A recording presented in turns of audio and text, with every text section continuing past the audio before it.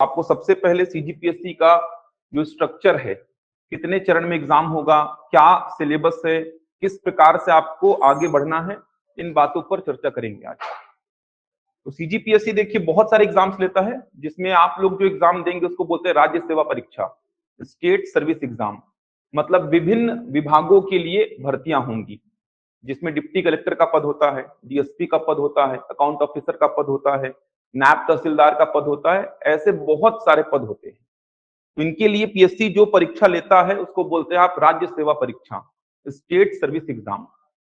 अब अगर बात करें तो कुल 3 चरणों में ये परीक्षा होगी, ध्यान रखेंगे।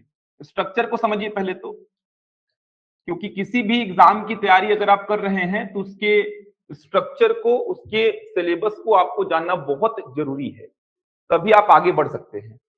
तो सबसे पहली बात ये समझिए कि सीजीपीएससी का जो एग्जाम होगा, स्टेट सर्विस एग्जाम, ये कुल 3 चरणों में होगा, कुल 3 चरणों में। तो मैं केवल स्ट्रक्चर और सिलेबस पर चर्चा करूंगा आज। पूरे सिलेबस पर तो चर्चा हो भी नहीं सकती, क्योंकि इतना बड़ा सिलेबस है, आप लगातार 1 सप्ताह तक सिलेबस को पढ़ेंगे तो भी खत्म नहीं होगा। तो फिलहाल जो हो पाएगा 1 घंटे में उतनी चर्चा करते हैं। तो कुल 3 चरणों में ये परीक्षा आयोजित होती है, कुल 3 चरणों में। सबसे पहला जो चरण होता है उसको बोलते हैं CGPSC pre, CGPSC pre. Prelims का एग्जाम बोलते हैं इसको, आप प्रारंभिक परीक्षा बोलते हैं। पहला चरण होता है ये सीजीपीएससी प्रारंभिक परीक्षा, सीजीपीएससी प्री का एग्जाम। अब इसके स्ट्रक्चर की पहले बात करता हूं मैं, किस प्रकार से आपको पेपर देने हैं, कितने पेपर देने हैं, कहां पे क्या होगा, स्ट्रक्चर की बात करते हैं। तो सीजीपीएससी प्री का जो एग्जाम देंगे आप, सीजीपीएससी प्री के एग्जाम में आपको कुल 2 पेपर देने होंगे। पेपर फर्स्ट जो होगा ये होगा जीएस का पेपर, जिसको बोलते हैं जनरल स्टडीज, सामान्य अध्ययन, सामान्य अध्ययन बोलते हैं इसको। और पेपर 2 जो होगा ये होगा सीसेट का पेपर। पेपर 2 जो होगा ये होगा सीसेट का पेपर, इसको बोलते हैं सिविल सर्विसेज एप्टीट्यूड टेस्ट, या फिर इसको आप योग्यता परीक्षण भी बोलते हैं, योग्यता परीक्षण। तो प्रारंभिक परीक्षा जो होगी सीजीपीएससी प्री का एग्जाम जो होता है, जनरली फरवरी में होता है ये, फरवरी में, वो भी सेकेंड संडे को होता है। इसका अगर आप शेड्यूल देखेंगे तो फरवरी में जो सेकेंड संडे आता है, जनरली फरवरी के सेकेंड संडे में सीजीपीएससी स्टेट सर्विस एग्जाम, इसकी प्रारंभिक परीक्षा आयोजित की जाती है। 2 पेपर देने होंगे, अभी सिलेबस पे आऊंगा मैं, फिलहाल 2 पेपर देने होंगे। पेपर फर्स्ट होगा जीएस का, जनरल स्टडीज, इसको बोलते हैं सामान्य अध्ययन। पेपर 2 होगा सीसेट, इसको बोलते हैं योग्यता परीक्षण, सिविल सर्विसेज एप्टीट्यूड टेस्ट। अब कुछ बातों को समझेंगे। देखिए पेपर फर्स्ट जो होगा इसमें कुल 100 प्रश्न पूछे जाएंगे, प्रत्येक प्रश्न 2 अंक का होगा, मतलब 200 अंकों का ये पेपर होगा। दूसरे पेपर की अगर मैं बात करूं तो दूसरा पेपर में भी 100 प्रश्न पूछा जाएगा, प्रत्येक प्रश्न 2 अंक का होगा, मतलब ये भी कुल 200 अंकों का होगा। अगर आप सही उत्तर टिक करते हैं, अगर आप सही उत्तर टिक करते हैं तो आपको 2 नंबर मिलते हैं। अगर आप गलत उत्तर टिक करते हैं तो आपका 0.66 माइनस हो जाता है, ध्यान रखिएगा।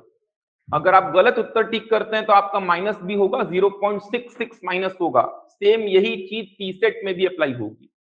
1/3 माइनस मार्किंग है, लेकिन 1/3 किसका, सही के लिए 2 नंबर मिलेगा, तो गलत के लिए 2 का 1/3, 0.66। तो सही उत्तर के लिए 2 नंबर मिलेगा और गलत उत्तर के लिए 0.66 माइनस होगा। अगर आपने टिक नहीं किया है तो ना तो नंबर मिलेगा ना ही कटेगा। वस्तुनिष्ठ प्रकार की परीक्षा होगी ये, ध्यान रखिएगा। वस्तुनिष्ठ बोलने का मतलब एमसीक्यूज पैटर्न में होगा। वस्तुनिष्ठ बोलने का मतलब आपके सामने प्रश्न होगा और उसके 4 विकल्प आपको दिए होंगे, कोई एक विकल्प सही होगा। तो प्रारंभिक परीक्षा वस्तुनिष्ठ प्रकार की होगी, मतलब एमसीक्यूज प्रकार की होगी, मल्टीपल चॉइस क्वेश्चंस वाली। तो एक प्रश्न होगा जिसके 4 ऑप्शंस होंगे, ध्यान रखिएगा। वर्तमान में जो पैटर्न है उसमें 4 ऑप्शंस रहेंगे, किसी एक ऑप्शन को टिक करना है, सही उत्तर टिक करने पर 2 नंबर मिलेगा और गलत उत्तर टिक करने पर 0.66 माइनस होगा आपका। अगर आपने उत्तर टिक नहीं किया है, ना तो मिलेगा नंबर ना ही कटेगा नंबर। अब यहां पर एक बात ये ध्यान रखेंगे, मिनिमम आपको 33% लेकर ही आना है, 23% लेकर ही आना है। मतलब जो जनरल है, अनरिजर्व्ड है, उनको 33%, 200 का 33% कितना हो गया, 66 हो गया। 66 अंक लेकर ही आना है। और जो ओबीसी, एससी, एसटी हैं, इनको 23% मतलब 46 अंक मिनिमम लेकर ही आना है दोनों पेपर में।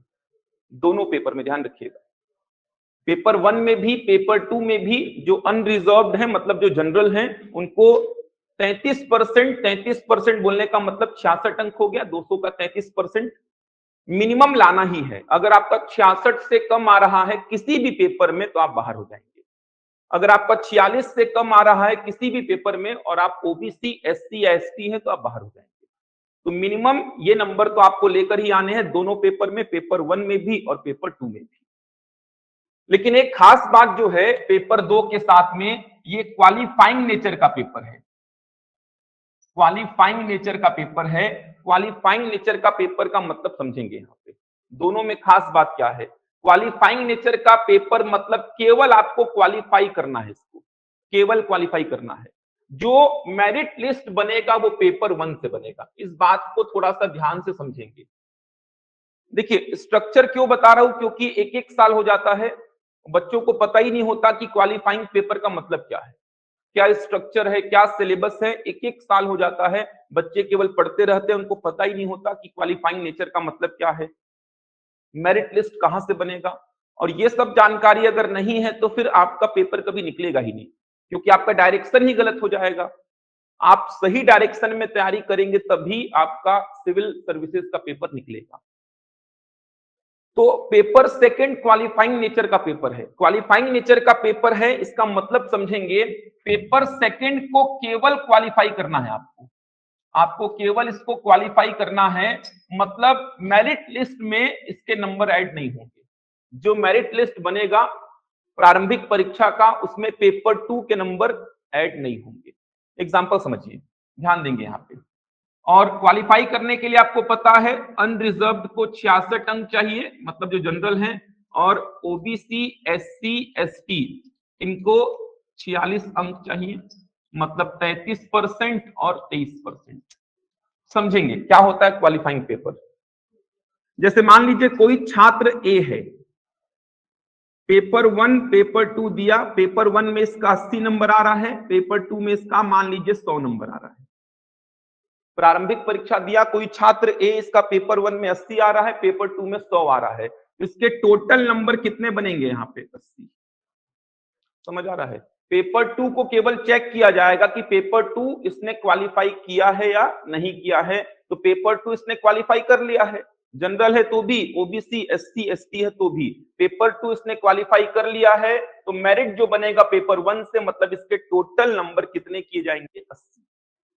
ऐसी व्यवस्था जो है ये 2017 पीएससी प्री से की गई है।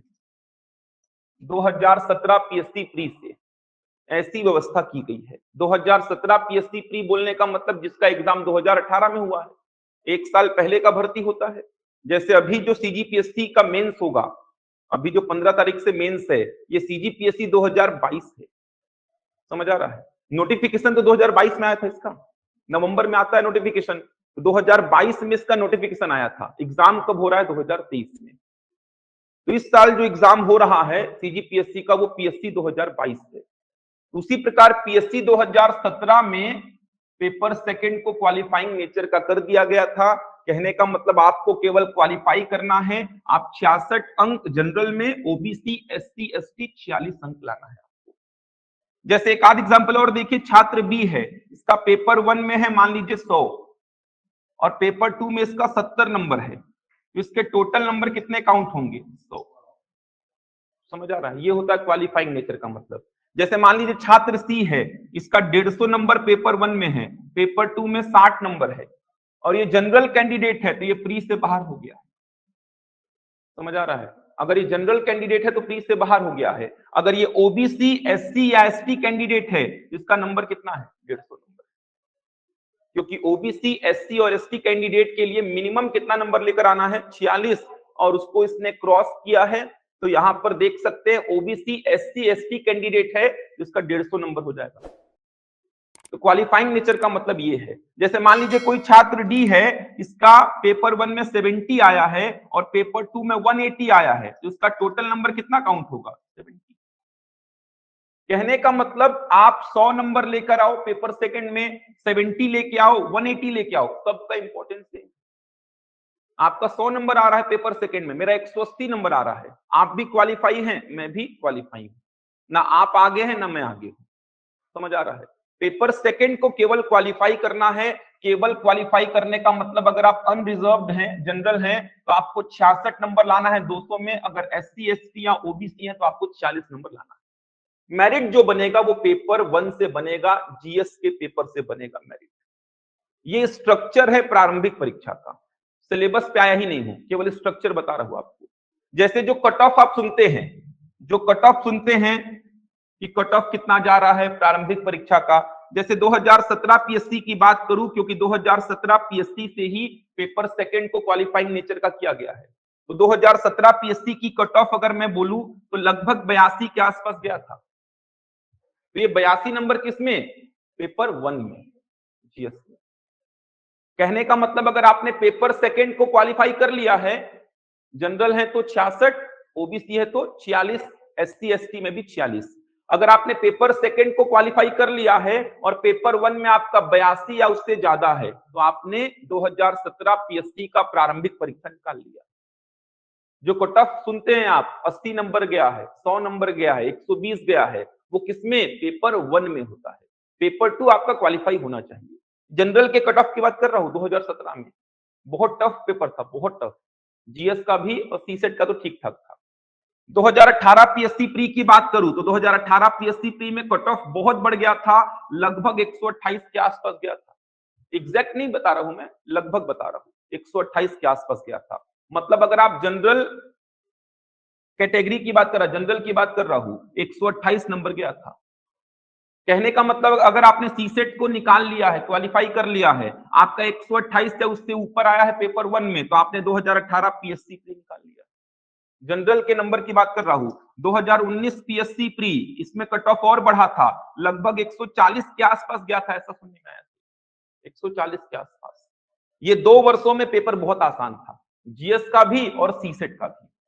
2020 पीएससी प्री पेपर टफ हुआ था यहाँ पे, 2020 पीएससी प्री का कट ऑफ देखेंगे तो लगभग 105 के आसपास गया था, लगभग बता रहा हूं 105 के आसपास। 2021 पीएससी प्री बहुत टफ पेपर आया था, कट ऑफ लगभग 80 के आसपास गया था। 2022 पीएससी प्री इस साल हुआ है, 2022 पीएससी प्री इस साल हुआ है, अभी जो पेपर हुआ है, इसका कट ऑफ भी अंडर 100 ही बता रहे हैं, 100 के अंदर ही बता रहे हैं, 100 के अंदर ही बता रहे हैं लगभग। तो ये जो कट ऑफ आप सुनते हैं ये पेपर 1 का बनता है, पेपर सेकंड केवल आपको क्वालिफाई करना होता है। पेपर सेकंड आपने क्वालिफाई किया, अगर आप जनरल हैं तो 66, ओबीसी, एससी एसटी हैं तो 46 मिनिमम। तो पेपर सेकंड अगर आपने क्वालिफाई कर लिया तो पेपर 1 से बनेगा आपका मेरिट। 2017 पीएससी प्री से ही पेपर नंबर सेकंड को क्वालिफाइंग नेचर का किया गया है, 2017 पीएससी प्री से। इसका एग्जाम 2018 में हुआ होगा, इसका 19 में, इसका 20 में, इसका 21 में, इसका 22 में, और इसका इस साल चल रहा है, 15 तारीख से मेंस का एग्जाम है। तो एक साल में पूरा ये तीनों चरण कंप्लीट होता है। तो मैं बात केवल अभी प्रारंभिक परीक्षा की कर रहा हूं, तो स्ट्रक्चर आपके दिमाग में एकदम बैठा होना चाहिए। तो एक बार देख लीजिए मैंने क्या क्या बातें बताई। पहला जो चरण होगा प्रारंभिक परीक्षा का होगा, पहला चरण सीजीपीएससी प्रीलिम्स एग्जाम बोलते हैं इसको। 2 पेपर देने होंगे, पेपर 1 और पेपर 2। पेपर 1 जीएस का मतलब जनरल स्टडीज, सामान्य अध्ययन, 100 प्रश्न पूछे जाएंगे, प्रत्येक प्रश्न 2 अंक का, तो कुल 200 अंकों का पेपर होगा। सही उत्तर के लिए 2 अंक मिलेगा और गलत के लिए 0.66 माइनस होगा। सेकेंड पेपर होगा सीसेट का, योग्यता परीक्षण, सिविल सर्विसेज एप्टीट्यूड टेस्ट, 100 प्रश्न पूछे जाएंगे, प्रत्येक प्रश्न 2 अंक का, कुल 200 अंकों का पेपर होगा। यहां पर भी सही उत्तर के लिए 2 नंबर मिलेगा और गलत के लिए 0.66 माइनस होगा। खास बात क्या है, दोनों ही पेपर में आपको जनरल है तो 33%, ओबीसी एससी एसटी है तो 23%, मिनिमम लाना ही है। 66 और 46 मिनिमम लाना ही है। लेकिन एक और खास बात पेपर सेकंड के बारे में, पेपर सेकंड जो है ये क्वालिफाइंग नेचर का पेपर है। क्वालिफाइंग नेचर मतलब केवल क्वालिफाई करना है, मेरिट लिस्ट में इसका नंबर ऐड नहीं होगा। जैसा कि मैंने कुछ एग्जांपल्स देकर आपको समझाया कि छात्र ए का पेपर 1 में 80, पेपर 2 में 100, तो इसका टोटल नंबर 80 ही बनेगा। पेपर सेकंड केवल चेक किया जाएगा कि क्वालिफाई किया है या नहीं, तो क्वालिफाई किया है 80 नंबर, क्वालिफाई किया है 100 नंबर, जनरल है तो प्री से बाहर हो जाएगा, ओबीसी एससी या एसटी है तो 150 नंबर आ गया इसका। इसका क्वालिफाई किया है टोटल नंबर 70। जो कट ऑफ आप सुनते आए हैं उसके बारे में मैंने बताया कि वो पेपर 1 से ही डिसाइड होता है, पेपर 2 क्वालिफाई होना चाहिए। तो 2017 पीएससी प्री से ही पेपर सेकंड को क्वालिफाइंग नेचर का किया गया था। तो कट ऑफ आप देख सकते हैं 2017 पीएससी प्री में लगभग 82, लगभग बता रहा हूं, एग्जैक्ट नहीं है, लगभग बता रहा हूं। जनरल का है ये, ओबीसी थोड़ा कम, एससी एसटी थोड़ा और कम, ध्यान रखिएगा। मैं जनरल के कट ऑफ की बात कर रहा हूं। 200 नंबर में 82 नंबर, पेपर सेकंड क्वालिफाई कर लिए हैं और पेपर 1 में 82 या उससे ज्यादा है, तो आपका 2017 पीएससी प्री निकल गया था। 18 में बढ़ा, बढ़ने का कारण, दो कारण है। ये जो कट ऑफ बहुत ज्यादा बढ़ा, लगभग 50 नंबर के आसपास बढ़ गया था। इसका बढ़ने का दो कारण था। पहला कारण ये था कि यहाँ पे ऑप्शंस जो दिए जाते थे 5, वो 4 कर दिए गए। 2017 पीएससी प्री तक 5 ऑप्शंस आते थे, एक प्रश्न के साथ 5 ऑप्शंस, पांचवा ऑप्शन होता था इनमें से कोई नहीं। हर प्रश्न के साथ एक ऑप्शन ऐड होता था, इनमें से कोई नहीं, मतलब कुल 5 ऑप्शंस पहले आते थे 2017 पीएससी प्री तक। पांचवा ऑप्शन इनमें से कोई नहीं होता था। अब इनमें से कोई नहीं वाला ऑप्शन बहुत खतरनाक होता था, उसको टिक करने से बच्चे हमेशा डरते थे। अब इनमें से कोई नहीं को टिक करना बहुत बड़ी बात थी। जैसे सीसेट का पेपर ही देख लीजिए, आपका उत्तर आ रहा है 4 और ऑप्शन में 4 है ही नहीं। अब इनमें से कोई नहीं को टिक करने में आप एक बार डरेंगे, आप वापस से प्रश्न को सॉल्व करने बैठेंगे कि वाकई में 4 आ रहा है क्या। अब वाकई में 4 आ रहा है तब जाके आप इनमें से कोई नहीं को टिक करेंगे। जबकि 4 अगर ऑप्शन में मिल जाता तो आप एकदम विश्वास के साथ 4 को टिक कर देते। ऑप्शन ई को टिक करने में डर लगता है। जैसे मैं पूछा रामगढ़ की पहाड़ी कहां है, तो रामगढ़ की पहाड़ी आप पढ़ेंगे सरगुजा में है, सरगुजा जिले में है, छत्तीसगढ़ का जिला है सरगुजा, वहीं पर रामगढ़ की पहाड़ी है। अब मैंने सरगुजा ऑप्शन में दिया ही नहीं है, सूरजपुर दे दिया, बलरामपुर दे दिया, कोरिया दे दिया, जसपुर दे दिया और इनमें से कोई नहीं। अब इनमें से कोई नहीं को टिक करने में आप डरेंगे। अगर एकदम कंफर्म है आप कि सरगुजा में ही है तो ठीक, अगर एकदम कंफर्म नहीं है या पहली बार आप अपीयर हो रहे हैं एग्जाम में, तो इनमें से कोई नहीं को टिक करने में बच्चे डरते हैं।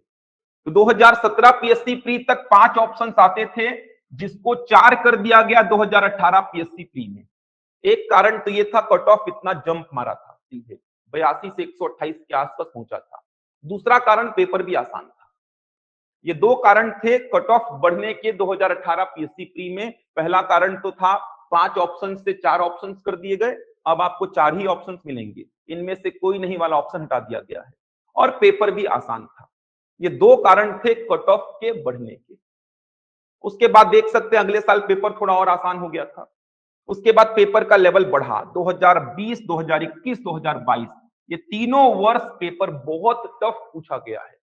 पिछले 3 साल का पेपर आप देखेंगे तो चाहे जीएस का पेपर हो बहुत टफ था, सीसेट का तो उम्मीद से ज्यादा टफ पूछा गया है सीसेट का पेपर। इन 3 वर्षों का अगर पेपर देखेंगे 2022, 2021, 2020, मैक्सिमम बच्चे इन 3 वर्षों में सीसेट में फेल हो गए। मतलब ओबीसी एससी एसटी 46 नहीं ला पा रहे हैं, जनरल 66 नहीं ला पा रहे हैं। पिछले 3 साल का पेपर देखिए आप, सीसेट के 46 नंबर नहीं आ पा रहे हैं बच्चों के। अब समझ आ रहा है बच्चों को कि 66 और 46 के बीच कितना डिफरेंस होता है। जो जनरल कैंडिडेट हैं उनको अब समझ आ रहा है। पहले क्या था, 2020 पीएससी प्री तक सीसेट बहुत आसान आता था, 2019 पीएससी प्री तक सीसेट बहुत आसान आता था, बहुत आसान, आराम से क्वालिफाई हो जाते थे। लेकिन पिछले 3 साल का पेपर देखिए, 20 का, 21 का, 22 का, सीसेट का जो लेवल है इतना टफ कर दिया गया है, बच्चे मैक्सिमम सीसेट में ही फेल हो जा रहे हैं, मैक्सिमम बच्चे। इस साल का सीसेट बहुत टफ था, इससे पिछले साल का और भी टफ था। तो पिछले 3 साल का कट ऑफ आप देख सकते हैं। कट ऑफ कम होने का कारण जीएस का पेपर टफ और सीसेट का तो और भी टफ। मतलब आप सोचो 200 में 46 नंबर नहीं आ पा रहे हैं बच्चों, क्योंकि 46 अगर ले आया ओबीसी एससी एसटी बच्चा, मतलब वो सीसेट में तो क्रॉस कर दिया है, लेकिन 46 नंबर नहीं आ पा रहे हैं, तो 66 तो दूर की बात। तो पिछले 3 साल का पेपर अगर आप देखेंगे तो आपको समझ में आएगा कट ऑफ कम होने का कारण जीएस का पेपर का टफ होना, सीसेट का पेपर का बहुत ज्यादा टफ होना है। तो ये स्ट्रक्चर की बात कर रहा हूं, सिलेबस पे आऊंगा अभी तो आपको समझ में आएगा क्या क्या कैसे कैसे आगे बढ़ना है। तो मैं केवल स्ट्रक्चर की बात कर रहा हूं अभी। तो ये प्रारंभिक परीक्षा का स्ट्रक्चर है, समझ आया? ये कितने पेपर देने हैं, क्वालिफाइंग नेचर का मतलब क्या है। अब बात करते हैं इसके सिलेबस की, उसके बाद आएंगे मेंस में। एक बार थोड़ा सा ब्रीफ नॉलेज हो जाएगा आपको सीजीपीएससी के बारे में। तो सीजीपीएससी प्रारंभिक परीक्षा में आपने देखा 2 पेपर होगा। अब इसके अगर सिलेबस की बात करूं मैं तो ध्यान देंगे यहां पे पेपर 1, जैसा कि मैंने बताया आपको जीएस का पेपर होगा, सामान्य अध्ययन का, सामान्य अध्ययन का पेपर होगा। 100 प्रश्न पूछे जाएंगे, पता है आपको, प्रत्येक प्रश्न 2 अंक का होगा, मतलब 200 अंकों का ये पेपर होगा। समय दिया रहता है 2 घंटा, समय जो होता है वो 2 घंटे का होता है। 10 बजे से 12 बजे तक सुबह ये पेपर होता है, 10 बजे से 12 बजे तक। अब इसके सिलेबस को देखेंगे अगर आप कि क्या पाठ्यक्रम है पेपर 1 का, तो इसको 2 पार्ट में तोड़ देते हैं आप, इसको 2 पार्ट में आप तोड़ते हैं, इसको 2 पार्ट में आप तोड़ देते हैं, पार्ट 1 और पार्ट 2, 2 पार्ट में टूटता है। पार्ट 1 भारत का सामान्य अध्ययन होता है, भारत का सामान्य अध्ययन, भारत का सामान्य अध्ययन। और पार्ट 2 को आप बोल सकते हैं छत्तीसगढ़ का सामान्य अध्ययन, छत्तीसगढ़ का सामान्य अध्ययन। दिमाग में बैठा लीजिए ताकि जब कोई फैकल्टी आपको पढ़ाने आए तो आपको समझ में तो आए कौन से पेपर का कौन सा भाग आपको पढ़ा रहा है, कितना वेटेज है उस पेपर का। तो चीजें आपको समझ में आएंगी। सिलेबस 1-1 साल तक बच्चों को पता नहीं होता है। जो 1 साल से कोचिंग कर रहे हैं उनसे पूछिएगा क्या स्ट्रक्चर है पूरा सीजीपीएससी का, क्या क्या सिलेबस है, पता ही नहीं होता है। और किसी भी एग्जाम को आप अगर प्रिपेयर कर रहे हो, चाहे वो पीएससी का हो, व्यापम का हो, बैंकिंग हो, एसएससी हो, रेलवे हो, आपको स्ट्रक्चर तो पता होना चाहिए कम से कम। कितने पेपर होने हैं, क्या होगा, कैसे क्वालिफाई करना होगा, इसमें किस पेपर में ज्यादा एफर्ट मारना पड़ेगा मेरे को, क्या सिलेबस रखा गया है, एक ब्रीफ नॉलेज कम से कम होना चाहिए, वही दे रहा हूं आपको मैं। तो पेपर 1 में 2 पार्ट में टूटेगा, भारत का सामान्य अध्ययन और छत्तीसगढ़ का सामान्य अध्ययन।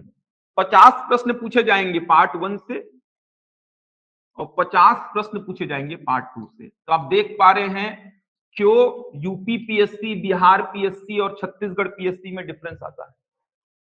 समझ आ रहा है? यूपी पीएससी, बिहार पीएससी, इनका पेपर पूरा पूरा यूपीएससी से मैच खाता है, लेकिन यहां पे डिफरेंस क्यों आ रहा है? छत्तीसगढ़ का वेटेज आप देख पा रहे हैं 50 प्रश्नों का हो गया। किसी भी स्टेट पीएससी में उस स्टेट का इतना बड़ा वेटेज नहीं होता है जितना सीजीपीएससी में है।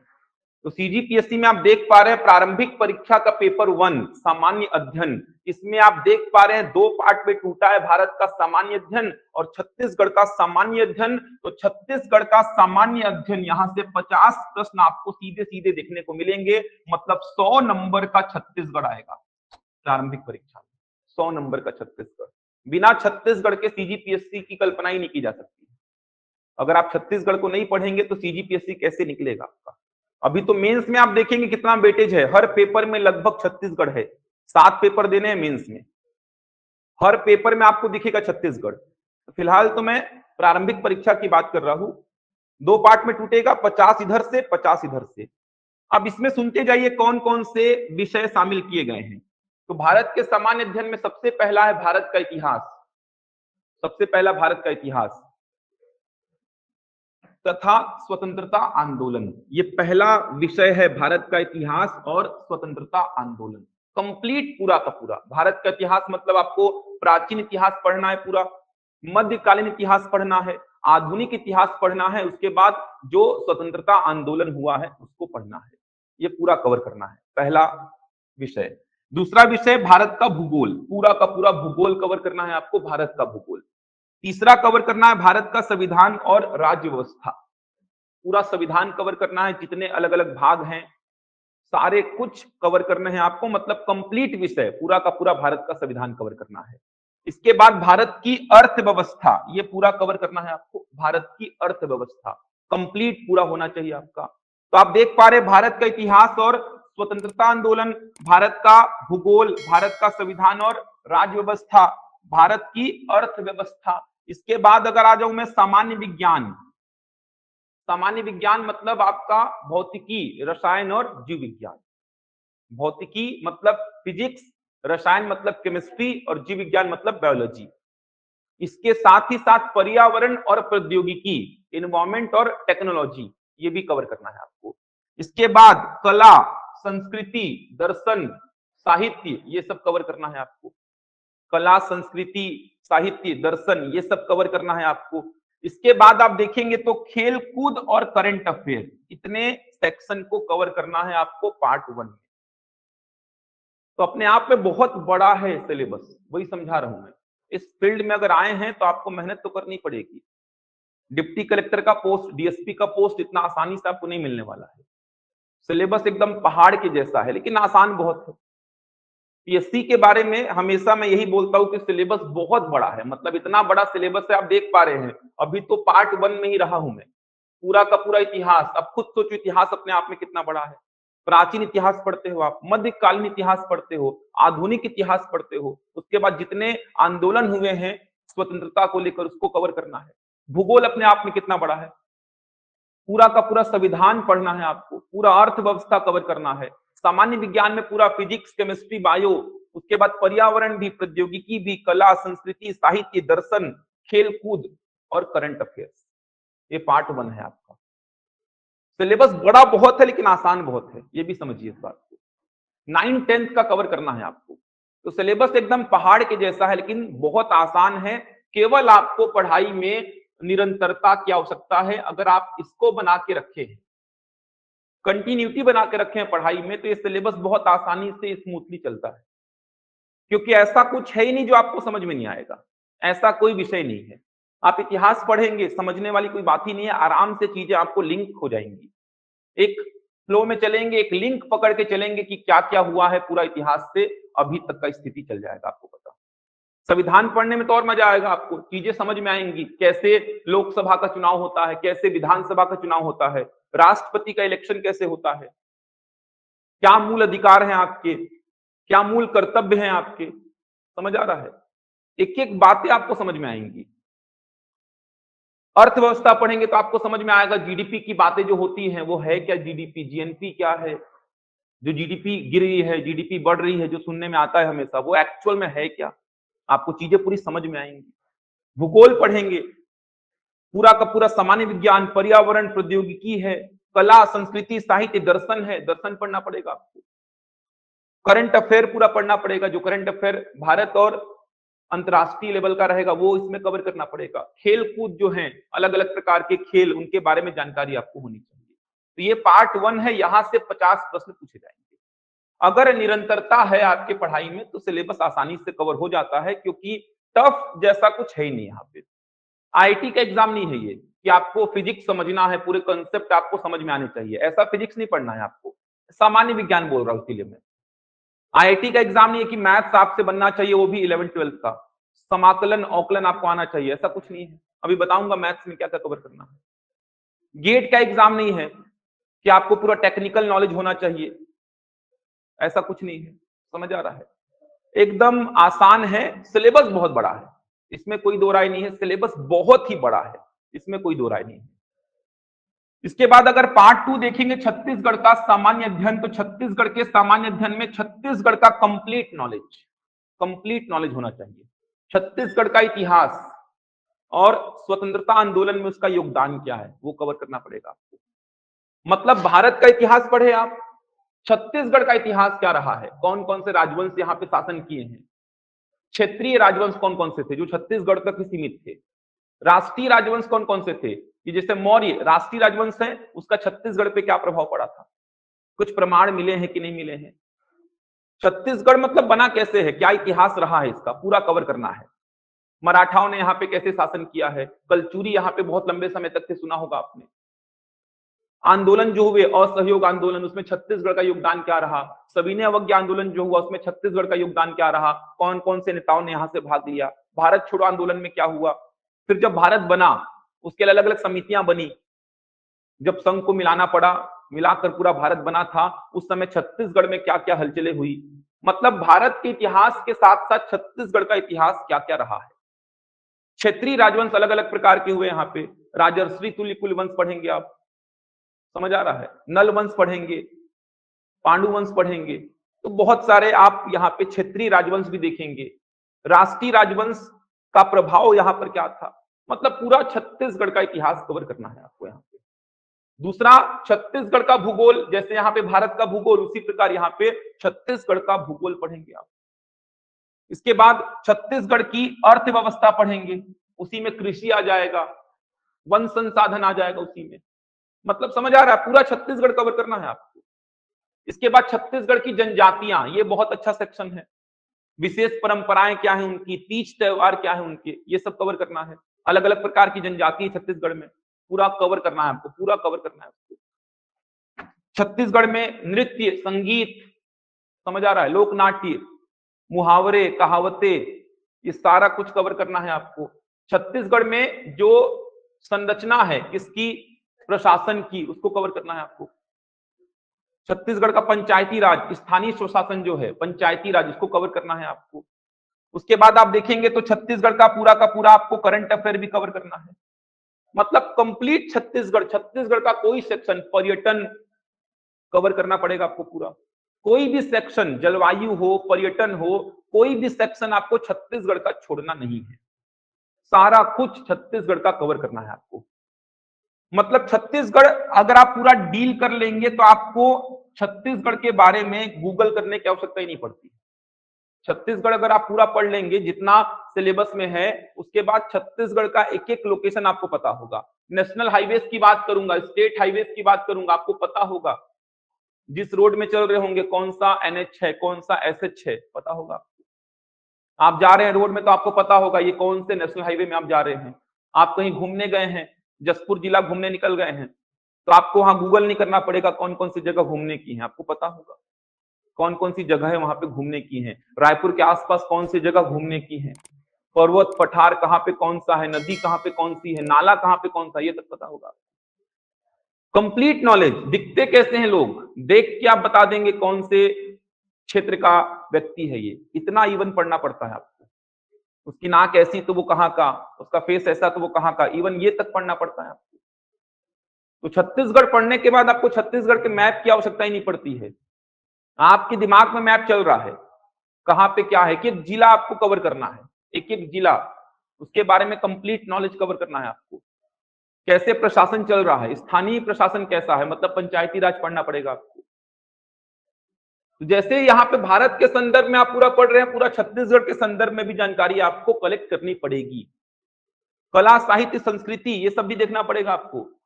नृत्य, संगीत, मुहावरे, कहावतें, लोकोक्तियां, सब कुछ है, कुछ भी नहीं छोड़ना है आपको। पूरा इतिहास छत्तीसगढ़ का, पूरा जो भूगोल है छत्तीसगढ़ का, पूरी अर्थव्यवस्था, इसी में कृषि है, वन है, समझ आ रहा है, पूरा का पूरा साहित्य, कला, संस्कृति, लोक नाट्य, नृत्य, संगीत, मुहावरे, कहावतें, यहाँ का प्रशासन कैसे चल रहा है वो पढ़ना पड़ेगा आपको। कोई सेक्शन, करंट अफेयर, यहाँ पे जो खेल कूद होते हैं वो सारा कुछ कवर करना पड़ेगा। 50 प्रश्न यहां से आएगा। तो ये पेपर पहला जो है उसका सिलेबस बता रहा हूं मैं आपको, डिटेल्ड सिलेबस नहीं बता रहा हूं। अब इतिहास में क्या क्या है, कौन कौन से पॉइंट्स कवर करने, वो आपको इतिहास के फैकल्टी आके बताएंगे। भूगोल में कौन कौन से पॉइंट्स है वो भूगोल के फैकल्टी आके बताएंगे आपको। छत्तीसगढ़ में डिटेल्ड सिलेबस, मैं एक ब्रीफ नॉलेज आपको दिया हूं ताकि दिमाग में बैठ जाए कि हाँ आपको इस चरण से होकर गुजरना है, ये चीजें आपको फेस करनी है। तो एक ब्रीफ नॉलेज आपको दिया हो, बुकलेट मिलेगा एक आपको जिसमें ये पूरा का पूरा सिलेबस छपा हुआ रहेगा। लेकिन दिमाग में बैठा लो, क्योंकि एक बार अगर इस फील्ड में उतर गए हो तो फिर अच्छी से ही जमना पड़ेगा आपको, क्योंकि फील्ड ऐसा है कि अगर उतरे हो तो अच्छी से उतरना, मेहनत बहुत लगेगी, बहुत ज्यादा मेहनत करनी पड़ेगी। ऐसा नहीं कि आपका हो जाएगा, आके बस कोचिंग आ रहे हो, कोचिंग से जा रहे हो तो आपका सिलेक्शन हो जाएगा।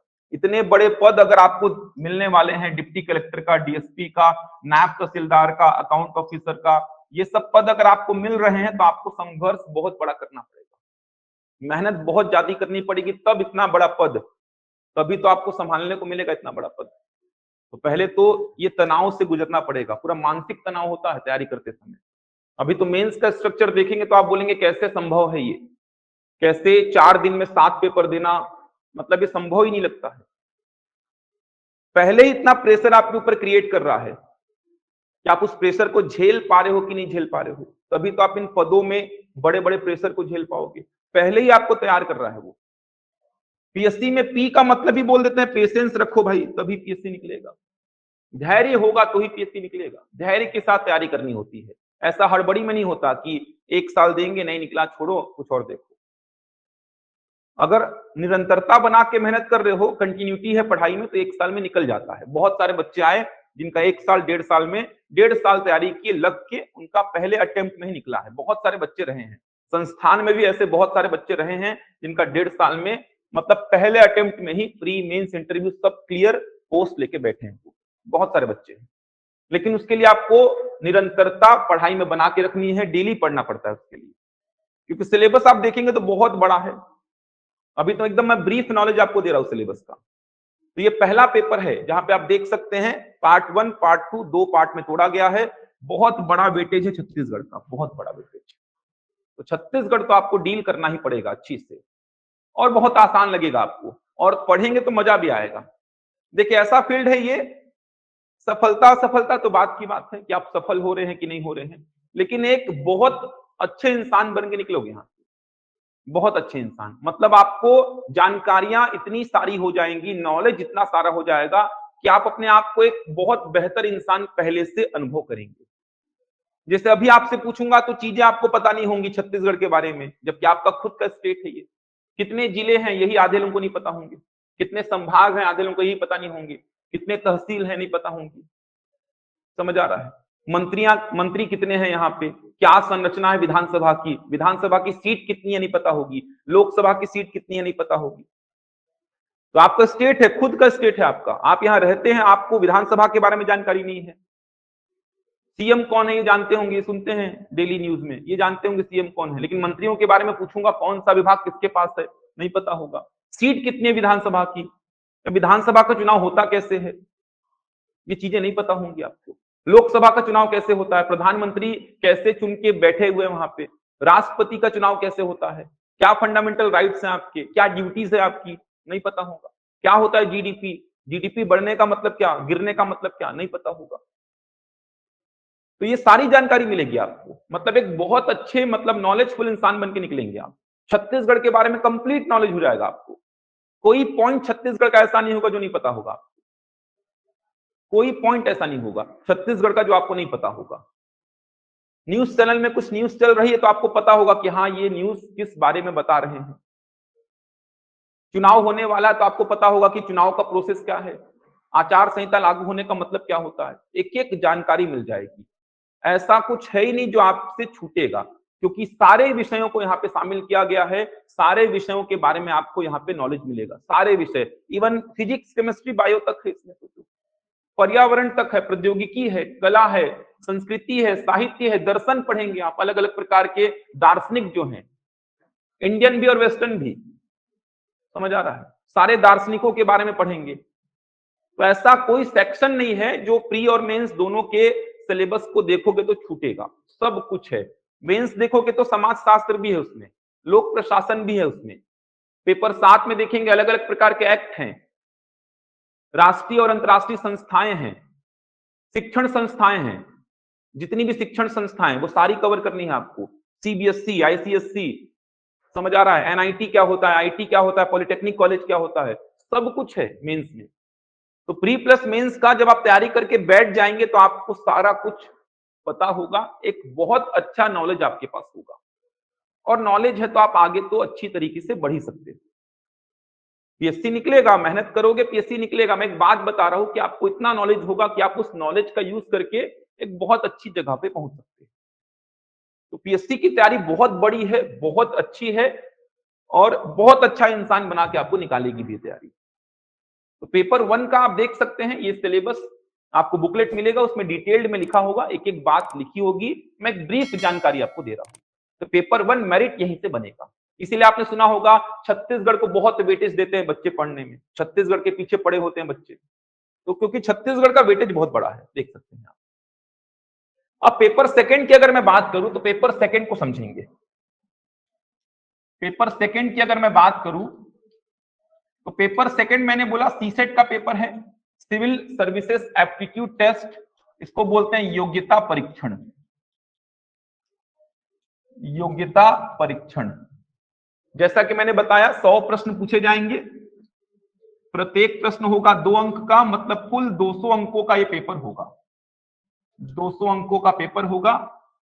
समय 3 बजे से 5 बजे का होता है, दोपहर में 3 बजे से 5 बजे तक ये पेपर होता है, 2 घंटे। क्वालिफाइंग नेचर का होता है, ये आपने समझ लिया है। अब इसके सिलेबस को समझते हैं। तो सबसे पहला पॉइंट जो इसमें शामिल किया गया है वो गणित को शामिल किया गया है। सबसे पहला पॉइंट गणित।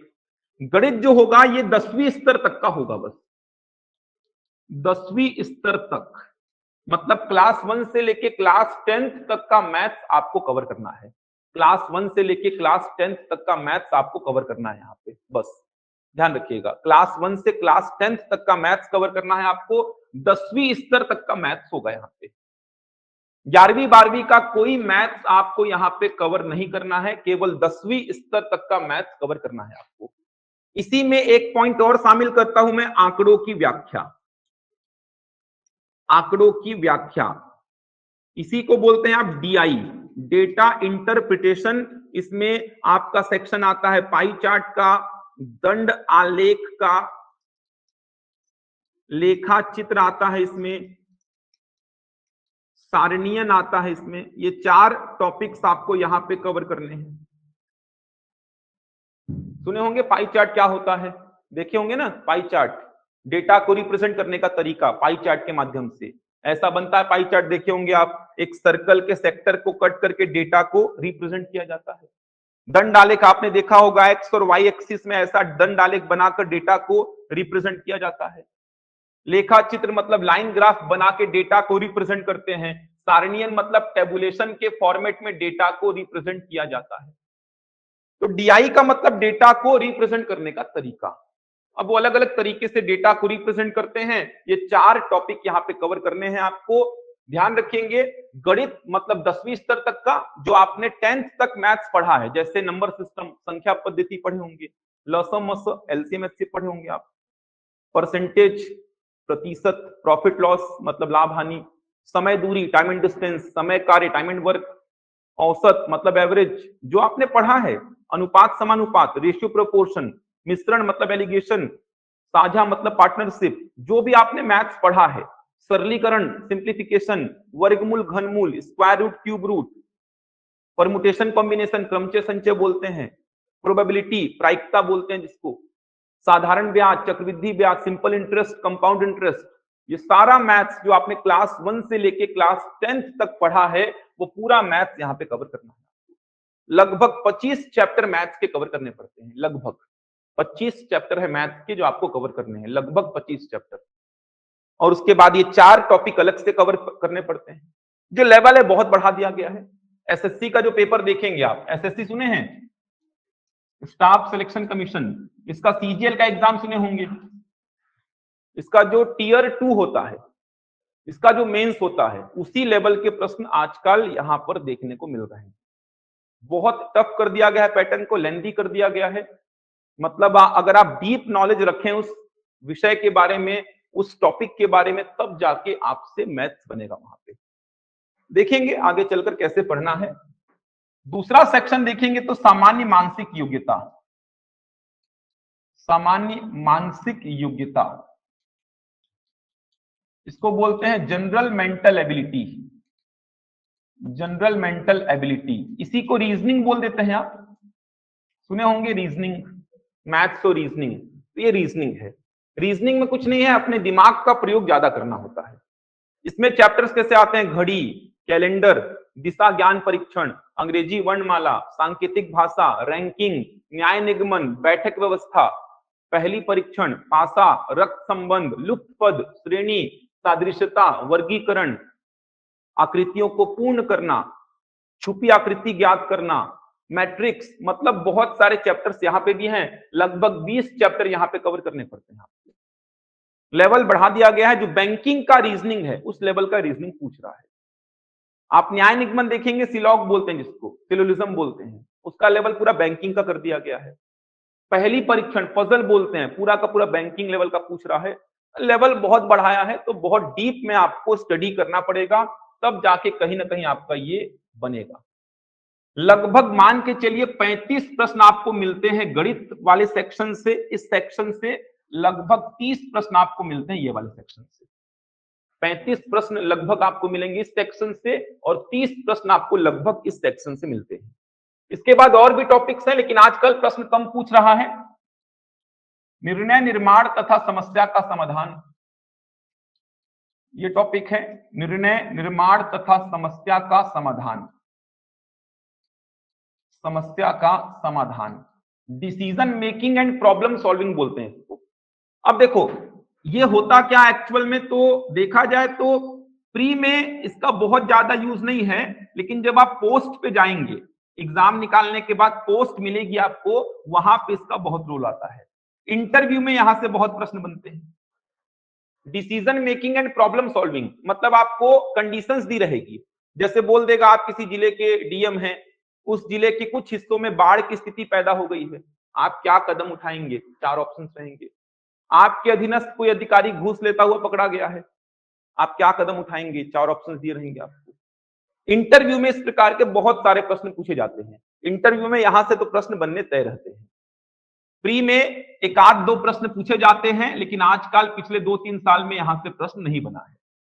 आपको सीखना पड़ेगा कहां पे तत्काल एक्शन लेने की आवश्यकता है, कहां पे कमिटी बैठा के जांच कर सकते हो। जैसे मान लीजिए आप डीएम है, अचानक से बाढ़ की स्थिति पैदा हो गई किसी क्षेत्र में, तत्काल एक्शन लेना पड़ेगा, राहत सामग्री भेजनी पड़ेगी, फोर्सेस भेजनी पड़ेगी, लोगों को शिफ्ट करना पड़ेगा।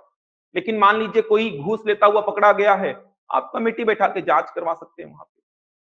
तो आप जब इस चैप्टर को पढ़ेंगे तो आपको समझना पड़ेगा कि कहां पे तत्काल एक्शन लेने की आवश्यकता है, कहां पे थोड़ा विलंब किया जा सकता है। तो प्री में बहुत ज्यादा इंपॉर्टेंस नहीं है इसका, प्री निकालने के लिए, पेपर सेकंड को निकालने के लिए बहुत ज्यादा इंपॉर्टेंस नहीं है। एक आध 2 प्रश्न पूछता है आजकल, वो भी बंद कर दिया है, लेकिन इंटरव्यू में यहां से प्रश्न बनेगा। डिसीजन मेकिंग के प्रश्न इंटरव्यू में मैक्सिमम पूछे जाते हैं, जहां पे आपको आंसर भी देना पड़ता है। और पोस्ट मिलने के बाद तो यही काम करना है आपको, पोस्ट मिलने के बाद तो यही सब काम करना है। अगला जो सेक्शन आता है, संचार तथा पारस्परिक कौशल। संचार तथा पारस्परिक कौशल, पारस्परिक कौशल इसको बोलते हैं communication and interpersonal skill. Communication and interpersonal skill बोलते हैं इसको। अब संचार का तो हर जगह पे ही यूज पड़ता है। मैं जो बातें बोल रहा हूं, अगर आप तक सही सही पहुंच रही है, आप उस बात को समझ पा रहे हैं, मतलब मेरा संचार ठीक है। मैं इस पद में, मतलब जो वर्तमान में मेरा पोस्ट है इस कोचिंग में, उसमें रहने लायक हूं। अगर मैं अपनी बातों को आप तक पहुंचा ही नहीं पा रहा हूं, मतलब मैं इस पद में रहने लायक नहीं हूं। तो संचार तो हमेशा आपके साथ चलता है। आप घर में जो बात करते हैं, आप कोचिंग में जो बात करते हैं, आप स्कूल में कॉलेज में जो बात किए हैं, जिस प्रकार आप बैठते हैं, जिस प्रकार आप चलते हैं, ये सब क्या है आपका संचार ही तो दर्शाता है। मैं किस प्रकार बोल रहा हूं, ये क्या है, संचार ही तो है मेरा। तो आपकी बातें आपके ऊपर के अधिकारियों तक पहुंच पा रही है कि नहीं पहुंच पा रही है, अधीनस्थ अधिकारियों को आप समझा पा रहे हैं कि नहीं समझा पा रहे हैं, ये सब क्या है, संचार ही तो है। पारस्परिक कौशल होना चाहिए आपका, चीजों को समझने की, नई चीजों को लाने की क्षमता आप में होनी चाहिए। ये पद ऐसे हैं। तो यहां से भी प्रश्न आने बंद हो गए हैं। 1-2 प्रश्न पहले आते थे, कभी कभी प्रश्न ज्यादा भी पूछे गए हैं, वर्तमान में यहां से भी प्रश्न आने बंद हो गए हैं। अगला जो सेक्शन आता है ये होता है अपठित गद्यांश। अपठित गद्यांश, अपठित गद्यांश का मतलब एक गद्यांश देगा और उस पर आधारित प्रश्न आपसे पूछेगा। अनसीन पैसेज सुने होंगे आप, रीडिंग कॉम्प्रिहेंशन बोलते हैं। आजकल यहां से प्रश्न पूछना बंद कर दिया है। यूपीएससी का पेपर देखेंगे तो अपठित गद्यांश से 20-20 प्रश्न तक पूछे जाते हैं। यूपीएससी का पेपर सेकंड सीसेट का होता है, 80 प्रश्न बनता है वहां पे, 2.5 नंबर का प्रश्न होता है। अपठित गद्यांश वाले सेक्शन से 20-20 प्रश्न तक पूछे जाते हैं। अपठित गद्यांश का वेटेज रखने का इंपॉर्टेंस क्या है यहाँ पे? जैसे अगर आप डिप्टी कलेक्टर बनते हैं, डीएसपी बनते हैं, तो आपको फाइल्स पढ़नी है बड़ी बड़ी, आपको बड़ी बड़ी फाइल्स पढ़नी है। उन फाइल्स को पढ़ के एक रिजल्ट पे पहुंचना है, आपको एक रिजल्ट निकालना है। उसमें जो मैसेज छिपा होगा वो मैसेज आपको निकालना है। तो अपठित गद्यांश वही काम तो करता है, आपकी एकाग्रता को बढ़ाता है, कितने कंसंट्रेशन के साथ आप पूरे उस पैसेज को पढ़ पा रहे हैं। ये हेल्प क्या कर रहा है? आपकी एकाग्रता को बढ़ाता है। जितना ज्यादा अपठित गद्यांश सॉल्व करेंगे, आपकी एकाग्रता उतनी ही बढ़ेगी, आपके कंसंट्रेशन की पावर उतनी ही बढ़ेगी, जो कि आगे चलकर काम आएगा। लेकिन आजकल छत्तीसगढ़ पीएससी इसको पूछता ही नहीं है, और पूछता भी है तो बच्चे क्या करते हैं, पहले प्रश्न को पढ़ते हैं, उसके बाद खोजते हैं वो प्रश्न कहाँ पे लिखा है, वो लाइन कहाँ पे लिखा है। यही करते हैं बचपन से, अपन सब यही करते आए हैं। 9th 10th में भी यही करते थे, प्रश्न को पढ़े, अब इस लाइन को खोजते हैं कि ये लाइन कहाँ पे मिलेगा इसमें। लेकिन ये गलत तरीका है पढ़ने का। अपठित गद्यांश को रखा इसीलिए गया है ताकि आप उस पैसेज को पूरे कॉन्सेंट्रेशन के साथ पढ़ें, आपके में एकाग्रता बढ़े। आप यूपीएससी का उठा के देख लीजिए, आप खोजने बैठेंगे ना इस लाइन को, तो ये लाइन मिलेगा ही नहीं आपको, ये लाइन मिलेगा ही नहीं कहीं लिखा हुआ। पैसेज का सार निकालना है आपको, वो पैसेज बता क्या रहा है, उस पैसेज का सार निकालना है। ऐसा नहीं कि ये लाइन खोजने बैठ गए लाइन मिलेगा, ऐसा होगा ही नहीं। आप यूपीएससी का एकाद उठा के देख लेना। खैर सीजीपीएससी में इसका टेंशन है ही नहीं, क्योंकि पूछता नहीं है। तो सीजीपीएससी में आप देखेंगे तो लगभग 35 प्रश्न तो यहां से बन जा रहा है, करीबन 30 प्रश्न यहां से बन जा रहा है। इन सेक्शन से एक दो प्रश्न अगर आए तो ठीक। अब लास्ट में आता है आपका भाषा। भाषा में आपका हिंदी भाषा है और छत्तीसगढ़ी भाषा, हिंदी भाषा और छत्तीसगढ़ी भाषा। लगभग 30 से 35 प्रश्न ये वाले सेक्शन से बनता है, लगभग 30 से 35 प्रश्न इस सेक्शन से बनता है, 30 से 35 प्रश्न।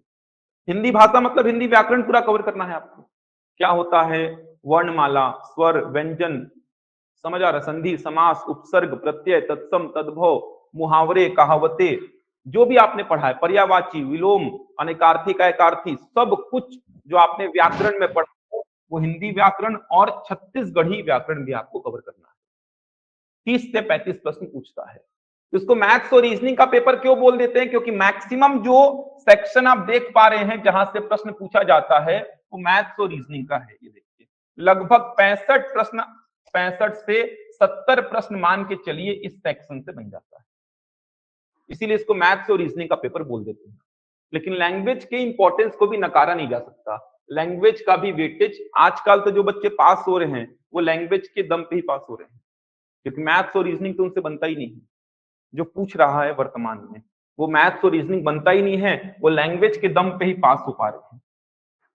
तो मैथ्स और रीजनिंग जो पढ़ेंगे यहाँ पे बहुत डीप में पढ़ेंगे, मैं ही पढ़ाऊंगा आपको पूरा मैथ्स और पूरा रीजनिंग, बहुत काम आएगा। लगता आसान है कि 66 नंबर ला सकते हैं आप, 46 नंबर ला सकते हैं, लेकिन आजकल बहुत टफ हो गया है ये। तो मैं ही आपको पढ़ाऊंगा पूरा मैथ्स और रीजनिंग, प्रॉपर एक एक पॉइंट समझाऊंगा, एक एक पॉइंट कवर करेंगे अपन पूरे मैथ्स में और रीजनिंग में। तो ये पेपर सेकंड है, अभी तो खैर आपको केवल मैं प्रारंभिक परीक्षा का सिलेबस बता रहा हूं। तो ये आपका पेपर सेकंड हो गया सी सेट का, क्वालिफाइंग नेचर का पेपर है ये। तो ये 2 पेपर आप देंगे प्रारंभिक परीक्षा में, इन 2 पेपर को देने के बाद कहां पहुंचेंगे? मुख्य परीक्षा में। समझ आ रहा है? मुख्य परीक्षा में पहुंचेंगे। अगर ये 2 पेपर दिए, पास हुए, तो आप आते हैं सीजीपीएससी मेंस में। पूरे सिलेबस पे बात नहीं करूंगा, केवल स्ट्रक्चर बता रहा हूं आपको, क्योंकि पूरे सिलेबस पे चर्चा करना संभव ही नहीं है। सीजीपीएससी मेंस कुल 7 पेपर होंगे यहाँ पे, कुल 7 पेपर यहाँ पे होंगे। प्रत्येक पेपर होगा 200 अंक का, प्रत्येक पेपर होगा 200 अंक का, मतलब कुल 1400 अंकों का, कुल 1400 अंकों का ये आपका मेंस होगा, 1400 अंक का। प्रत्येक पेपर के लिए समय रहेगा 3 घंटा का। क्वालिफाइंग यहाँ पे भी ध्यान रखिएगा, क्वालिफाई करने के लिए आपको मिनिमम 66 अंक चाहिए और 46। प्रत्येक पेपर में, प्रत्येक पेपर में आपका मिनिमम नंबर तो क्रॉस होना ही चाहिए। जनरल के लिए 66, ओबीसी एससी एसटी के लिए 46। मिनिमम तो आपका क्रॉस होना ही चाहिए। मान लीजिए आपका 6 पेपर बहुत अच्छा गया, एक पेपर में आपका 66 क्रॉस नहीं हो पाया, मेन से बाहर हो जाएंगे, ऐसा भी है। 6 पेपर में मान लीजिए आपने 150 नंबर स्कोर कर दिया, एक पेपर में आपका 66 क्रॉस नहीं हो पाया, आप जनरल कैंडिडेट है, बाहर हो जाएंगे। तो प्रत्येक पेपर में ये न्यूनतम अंक तो आपके क्रॉस होने ही चाहिए, प्रत्येक पेपर में। इसका शेड्यूल अगर मैं आपको बताऊं, जैसे 15 तारीख को पेपर होने वाला है इस बार, तो 15 तारीख को 2 पेपर होंगे, 9 से 12, 2 से 5। 16 तारीख को 2 पेपर, 9 से 12, 2 से 5। 17 तारीख को 2 पेपर, 9 से 12, 2 से 5। फिर 18 तारीख को 1 पेपर, 9 से 12। ऐसा शेड्यूल होता है इसका, समझ आ रहा है? एक दिन में 2 पेपर देने होते हैं आपको, 9 से 12, 2 से 5, 9 से 12, 2 से 5, चौथे दिन एक ही पेपर।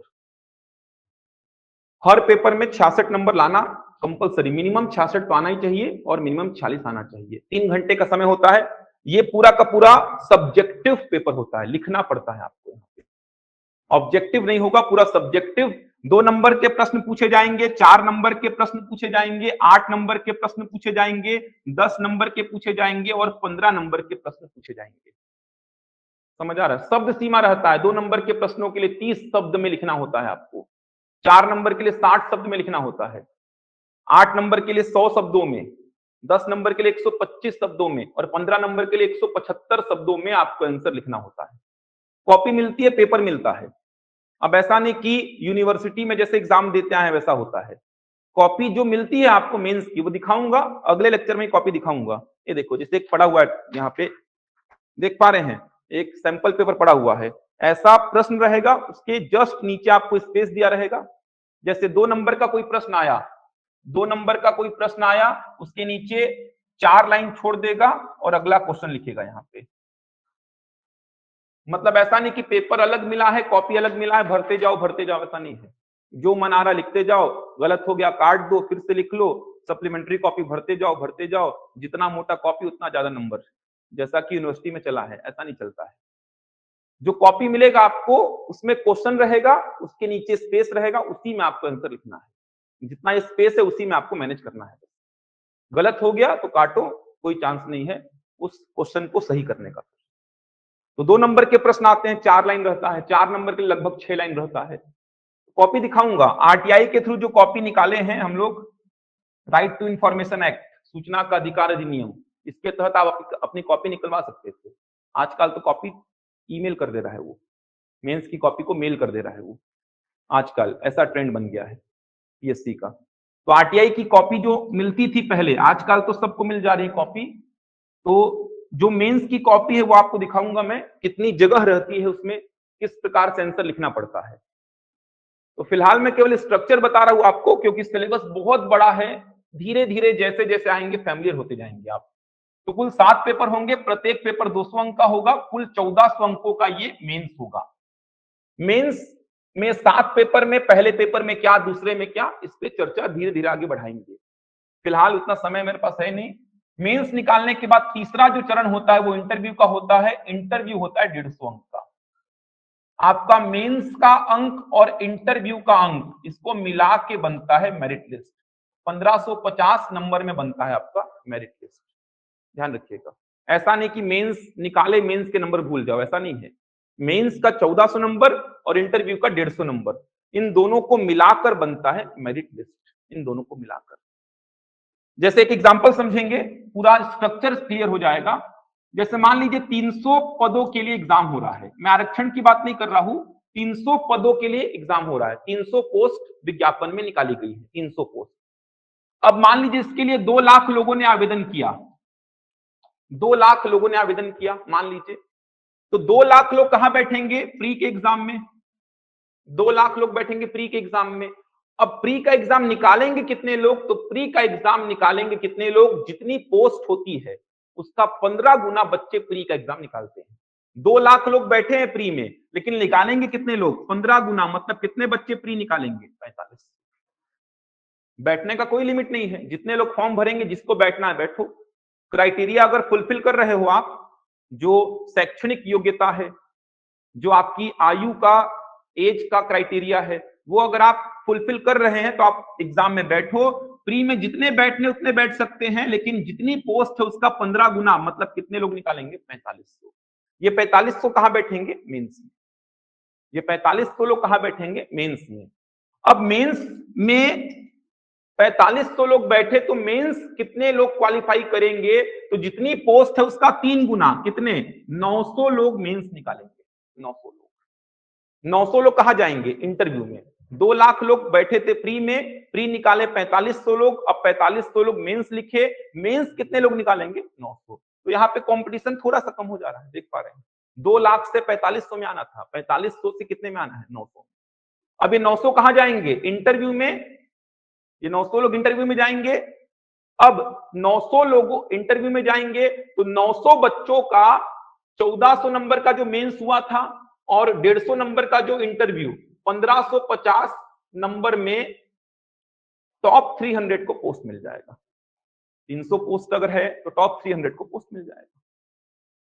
अब 1400 नंबर का इन्होंने मेंस लिखा था और 150 नंबर का इंटरव्यू, कितना हो गया? 1550।